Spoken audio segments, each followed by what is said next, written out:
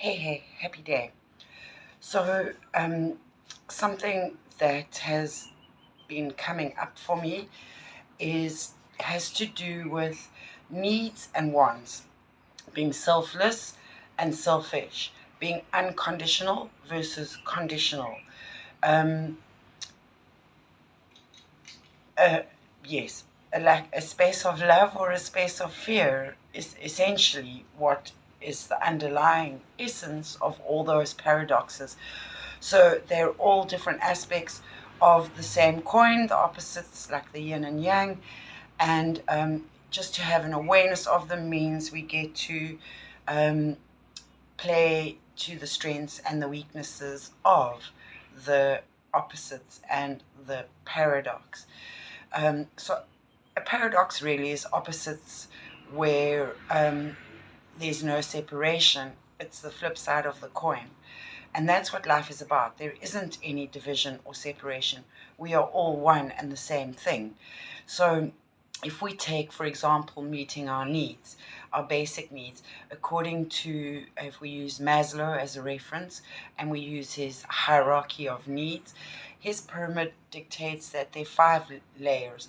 The bottom, most broad, foundational, number 4, stability, security, is all about our basic needs. And we all have a right to have clean air to breathe, fresh water to drink, wholesome, nourishing food to eat. We all deserve shelter to protect us from greater harms, and we all deserve clothing to shelter us from the minor harms. Um, so, if we talk about needs, like I said, they are the same for all. And if everyone's needs, it is a bit of a socialist idea, and if everyone's needs are met, imagine that the community will be healthy and therefore society will be healthier. And I'm talking about body, mind, and spirit. So, morals and values will be of a higher nature, um, operate to a higher cause, and we would generally have more support, and overall we would have a sense of Ubuntu. And then we can put those primal needs, that selflessness, our wants, our needs, against our wants. So that's putting our ego and our desires and the things that we wish to have that separate us from others, to distinguish ourselves somehow, to give ourselves a label, to create a filter, a different color lens, and a different prescription for how um, these individuals wish to be perceived. And it's very selfish because, excuse me, what people fail to seem to realize is that the minute you place your desires above the needs of another, then somewhere along the line there has to be a minus. That's how accountancy works. You don't just get to take out, you have to put in order to be able to take out. And in order, you have to make a profit in order to have a successful business. So if you think about life like that on a conscious, aware, in spiritual terms, you don't get to just concern yourself with meeting your needs exclusively. In fact, you get ahead, and the higher road is to see yourself as a part of the pack, but in you understand your strengths, but you also understand that your weaknesses too put you in place. So there is always a cost um, to something else, somewhere, or someone. And taking more than our share means less for someone else. And it's that takey, mine attitude. So have an awareness of where you have so much and others have so little, but yet you want more and you can't be generous and you can't give. It doesn't make sense to me at all. I can understand that the fear of losing what you have, what you've earned and gained, you might lose it, but that's life, ebb and flow. Uh, harvest, you get years of famine and years of feast. Sometimes the cows are fat and sometimes they are lean. It is how it is. When you hang on to stuff, it creates stagnant energy. It means that you're creating a very negative compound effect of suffering and depravity, rather than being kind. And karma has a strange way of taking from you that which is not yours to have, regardless of what it cost you, what you feel it cost you. So really what one needs to consider is the evens Stevens. Have an even Stevens attitude. You pass the bread out, you take the loaf, you pass it out to everybody, let them take a piece, and there is a piece for you too, and invariably extra for unexpected guests and events. It really is, when we hang on to our stuff and when we don't give, and when we aren't charitable and benevolent, then that is operating from a fear of lack, and it's a negative cycle, and it is a closing out cycle. So you end up doing yourself in. But it's okay, because we go in and we go out, and so it works. It's like breathing, expansion and contraction. Then this Emperor energy has been coming up again, and I'll post a link down below because it came up a few years back on free will versus God's will or divine will. And it's about assessing our values and being in alignment and in accord with where our body and mind and spirit are in accord. And I was thinking, if you want to be able to read people better and who they are and understand, if you have someone like me, I'm very open. Everyone is innocent until they prove themselves. The individual is innocent, but their behaviors are often can get them into court for guilt and not operating to a standard of civility and decency that is actually. You don't need to be religious to operate according to a high moral standard. And yes, you can do that just because it is the right thing to do.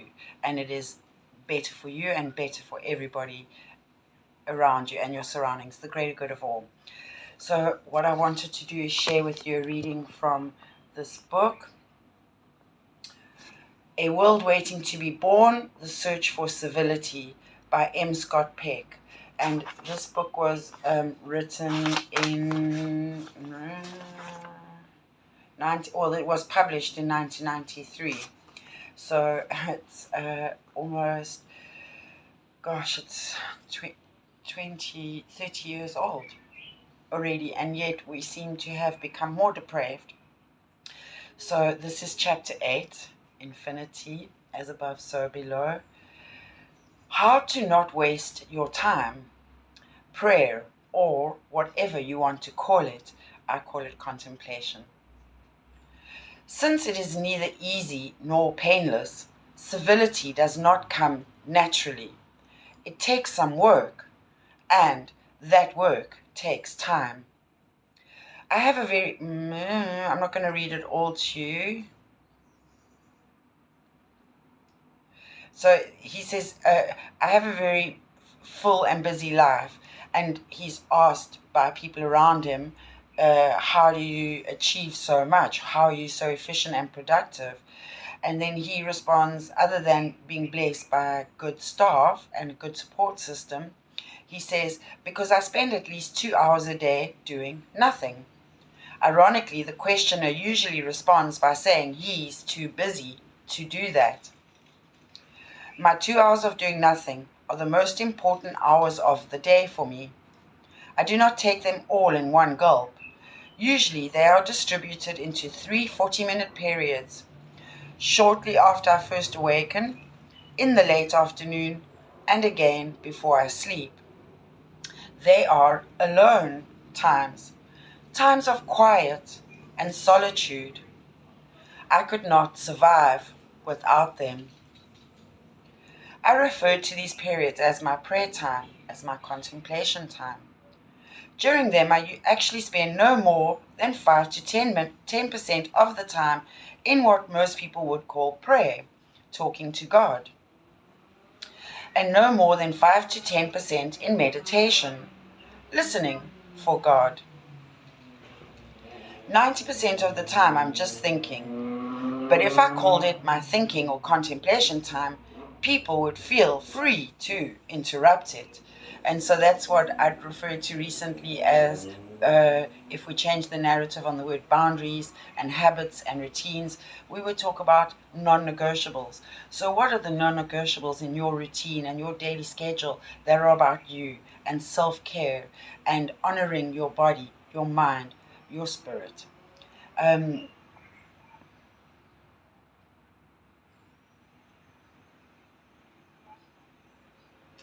Even though I'm introverted by nature, setting aside these prayer times did not come naturally to me.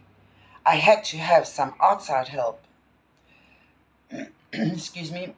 He talks about a spiritual director, and he talks about having she inquired about his prayer life. So I will refer to it as your quiet time, your innermost self time. And one of the things that I want to talk about prayer is, um, if all your thoughts are a form of meditation, contemplation, and or prayer, your thoughts are sacred, and if you let them run amok, unattended, they can wreak havoc, like a bull in a china shop. And really, what this time on your own, with no stimulation, just you being by yourself in a quiet space at given times for a certain period of time, allows you to connect with yourself. It allows you to process all the noise in your head. And it does get to a point where one can just still the pond enough and allow the fish that are below the surface to let their air bubbles and their ripples uh, show themselves, so that we can see where the fish are and where they are feeding, and be able to go fishing there.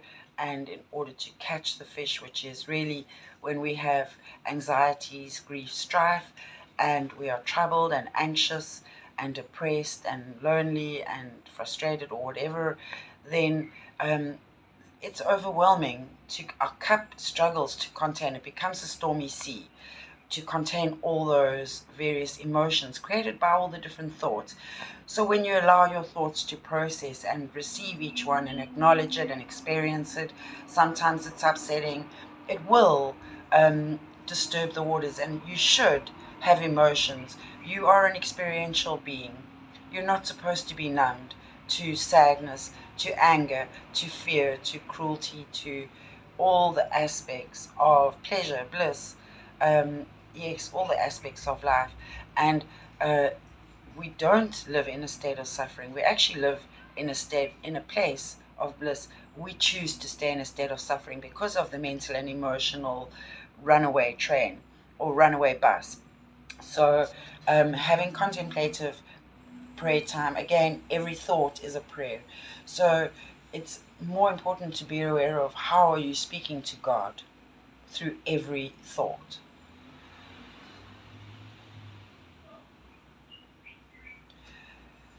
And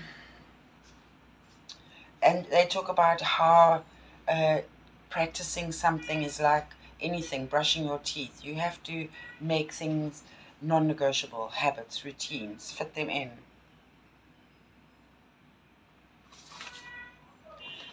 Like God herself, prayer has never been adequately defined and never will be. It is too large, too deep, too multidimensional, and paradoxical. It can be divided into types and subtypes, if you will. Prayers of praise, of thanksgiving, of confession and contrition. Petitionary and intercessionary prayer, formal and informal prayer, verbal and wordless prayer, and so on. Here, only one type will be considered: contemplative prayer. Entire books have been written about contemplative prayer alone, so this book on civility must restrict itself to brief mention of only a few aspects. So that's what I love about it. It's a summation and it's a quick little highlights of what's important, takeaways. Contemplative prayer may be looked at as a lifestyle. If so, it is a lifestyle dedicated to maximum awareness. Aware. Those who adopted contemplatives desire to become as conscious as they can possibly be. To this end, they set aside vast amounts of time for quiet and solitude. After a while, this requires little discipline. They need and yearn for such time. They do not see this as time wasting. To the contrary, they feel it is the most efficient and cost-effective way to live. It's organized, it's prepared, it's functional. For them, as Plato puts it in the dialogues, the unexamined life is not worth living. What we contemplators do during our precious quiet times is to examine our lives. We enjoy experience, but only in relatively small doses. What we like to do is take a little bit of experience and, by contemplating it, milk it for all it's worth. We believe that in this way we can ultimately learn more, become more conscious than those who lead more frenetic lives crammed with far greater amounts of unreflective experience. One of the things I'm continually doing during my prayer time is checking out my life with my ideal observer, in caps. Tell me, God, I'm asking, what I just did or what am I thinking of doing? How does it look through your eyes? Does it look civil? I've spoken about how a major function of psychoanalytically orientated psychotherapy is the development and exercise of our observing ego and hence our capacity to utilize an ideal observer, the judge. In fact, much of such therapy might be looked upon as a variety of contemplative prayer. It is both similarly and properly habituating. Psychotherapists are so frequently asked the question, how do you know when it is time to leave therapy? That they have come up with a fairly standard answer. When you have become your own therapist, so that therapy has become a way of life for you. Another similarity is the issue of time. Just as many will protest that they don't have time for a more contemplative lifestyle, so many complain that therapy takes so much time. Yet, in reality, as with those other varieties of contemplation, it is often a profoundly cost-effective process. Another standard question is, since we're all neurotic, how do you know when to go into therapy? And again, there is a standard answer: when you're stuck. People who enter therapy frequently do so because of an accurate sense that they are spinning their wheels. And if therapy is successful when they leave, when they are unstuck, they do so with a deep sense that all the time and money was well spent. A small price to pay for the increased efficiency and effectiveness of their liberated lives. We contemplators pay attention not only to our outward experiences, but also to our inner voices. Indeed, those of us who are religious believe that God actually often speaks to us through such voices, and they may be revelations. We further believe that a contemplative lifestyle dramatically increases either the frequency with which God speaks to us, or else our capacity to hear her. For instance, both in psychotherapy and art, we pay attention to our dreams because there may be such revelations. I say may be. I think only a small minority are from God. I think only a small minority are messages from God, and that most of our night dreams are dross. How then do you separate the gold from this dross? The same question arises with other internal voices. How do we know when the still small voice is the voice of the Holy Spirit, as opposed to simply that of our glands, or possibility even the voice of Satan? This is the issue. The problem of discernment of revelation. It is an enormously important issue. Were it not for distraction, the subject would deserve several chapters in and of itself. There are no formulistic solutions to the problem, but there are guidelines. Here, I shall only touch upon 3. I call them the guidelines of time, heart, and emptiness. The first and most crucial guideline is to take time. It takes time, thinking time or contemplative time, to discern whether a dream is pregnant with hidden meaning, or whether it is more likely a mere distraction resulting from random neuronal activity. It takes time to test all of our inner messages after we've taken the time to listen to them in the first place, to check them out against reality and reason and experience, to question their wisdom and creativity. Except for in the rarest of circumstances, beware of instant revelations. Beware of them in yourself, and beware of others when their every thought or feeling is immediately ascribed the status of godly wisdom or origin. In summary, it takes time to think. It takes time to become conscious. And since consciousness is the major root of civility, it takes time to be civil. Indeed, the desire to be as civil as possible is a deep motive for the contemplative life. Over and again, it has been made clear to me that it is probably not possible for someone to be a deeply civil person without nurturing her or his contemplative side. To my mind, the best of the works of the controversial theologian Matthew Fox is his early book about prayer, On Becoming the Musical Mystical Bear. Although not wholly adequate, his definition of prayer is still my favorite. It is a definition that doesn't even use the word God. Fox defines it as a radical response to the mysteries of life. 3 things make this definition so meaningful to me. I love that everything's in 3s, because I always also body, mind, spirit, head, heart, gut. I also resonate with the trilogy and the triads. The first is the word radical, which comes from the Latin radix, for root, base chakra. It implies that prayer and grounding. It implies that prayer requires that we get to the root of things without being distracted by superficialities. We must think deeply about our lives, which, of course, takes time. It is a contemplative definition. The second is the word response. It implies that through prayer, we must not only think deeply, but also translate our thinking into action.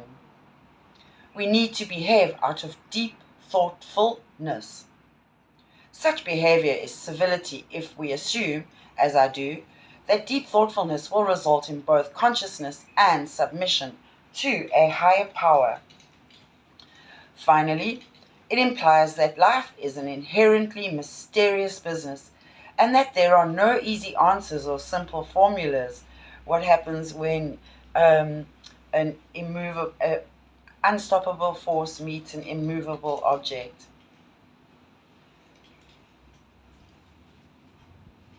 Even those answers we arrive at through our very best thinking will not necessarily be crystal clear ones that relieve us from the burden of taking risks. As mentioned, Fox designated the mystery of vocation as one of the 6 greatest mysteries of life to which we need to respond. So it is that, to be civil, we must struggle with such questions already raised as who am I meant to be?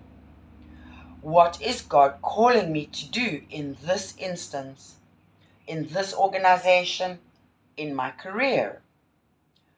Why me? And after all our struggling, the proper response will still likely require some leap of faith, the fool. Furthermore, to be civil, we must struggle to discern not only our own vocations, but also the vocations of others. The following sections on the family and business will demonstrate the need to assess the vocations of our spouses, our children, our subordinates, and even those of our co-workers and supervisors, and respond with the kind of faith demanded by submission to a higher power. There are no formulas. In regard to the discernment of vocation, however, theologian Friedrich Buechner does offer a second guideline. There are all kinds of different voices calling to you to do all different kinds of work. The problem is to find out which is the voice of God, rather than that of society, say, or the superego, or self-interest. By and large, a good rule for finding this out is the following.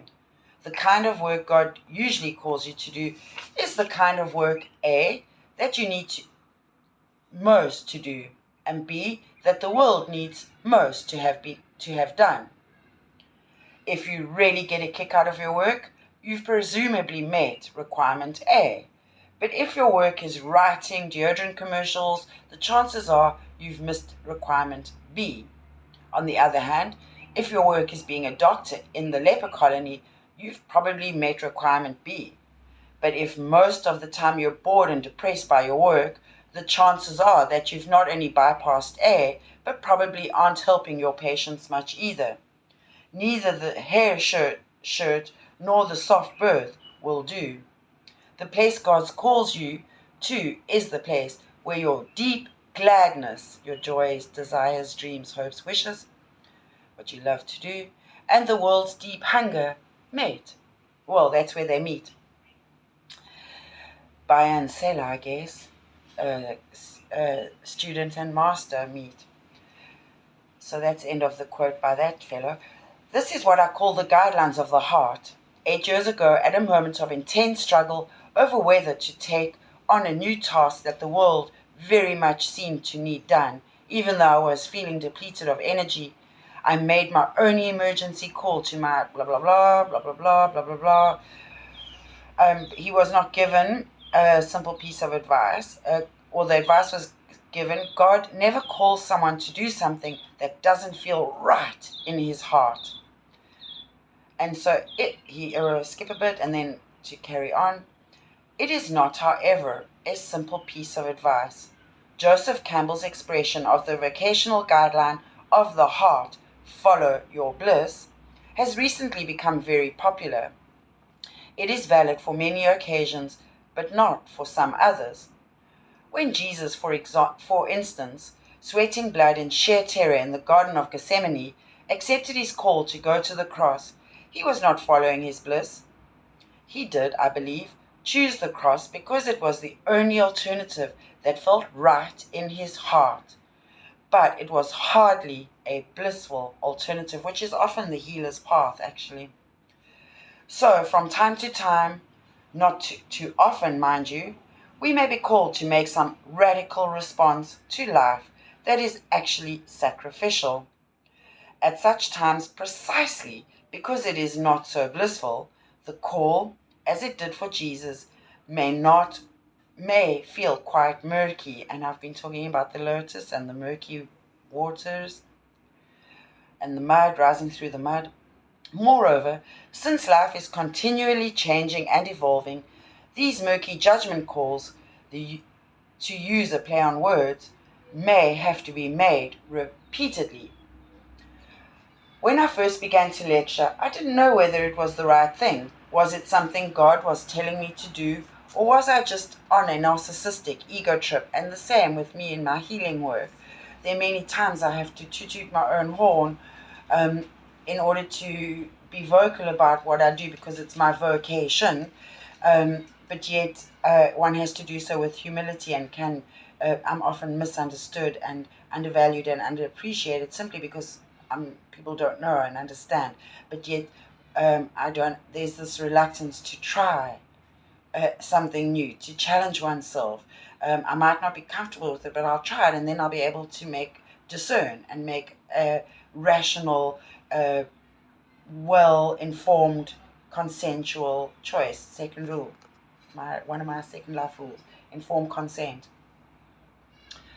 A woman who sponsored my shemang sent me a poem. It read, so it said something about the answer, but the last line of it provided me with the answer I needed, not the answer I wanted, to my dilemma. It read, "The truth is that I want it, and the price I must pay is to ask the question again and again and again." I understood then the root of my undue agony. The problem was that I had been looking for a voice from God that would not only clearly tell me what to do, but also lift me from any burden of sequential vocation. I wanted a fail-safe formula, a revelation for all time, telling me, yes, go speak, Scotty, always, or else, no, Scotty, don't speak ever.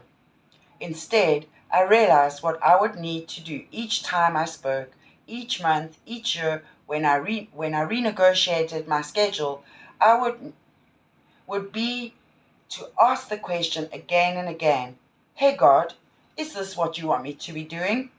The discernment of vocation, of what feels right in our hearts, frequently must be an ongoing process. That's operating from integrity. And there was something here about fail safe. Anyway, move on before we get too long. Meditation may be categorized as a subtype of contemplative prayer. Listening for God is my definition of meditation. It is not the way, however. The word is often used, and then he talks about transcendental meditation, where we repetitively use a sound, a mantra that one says silently to oneself, and he talks about yoga and paying attention to breathing techniques for effective relaxation techniques, meditation aids. I would now come to the third guideline, emptiness. Far closer to true meditation, from my point of view, is the Zen Buddhist meditative practice called no mind. And that mindfulness, it's like mind is full. So it seems contradictory. I prefer this no mind, having no thoughts on anything. Here the practitioner is instructed not to fill the mind, as with the mantra, but to empty it. The process of emptying the mind is of such importance it will continue to be a significant theme. It is not an easy process. Despite all the facts that mystics through the ages have extolled the virtues of emptiness, people are generally quite terrified by it. It may help to remember, therefore, that the purpose of emptying the mind is not ultimately to have nothing there. Rather, it is to make room in the mind for something new. It's like the vacuum when you breathe out. You have to breathe out to create the pressure in order to draw the air in through the vacuum back down in with our inhalation. And it happens unconsciously, so you need that. It's like a pump, a hydraulic pump. And you have to keep it going.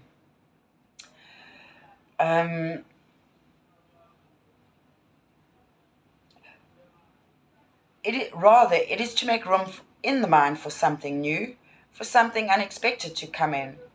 What is this something new? It is the voice of God. But God, or life, can speak to us in many ways. So I'd like to just talk about quickly something I've experienced over my years as a healing facilitator. I have had people say they don't want to use my services because it would contradict their religion. So I would like to say that I don't follow any religious, cultural, I don't subscribe to any thing in particular. I'm open to it all. So I allow the higher powers that be.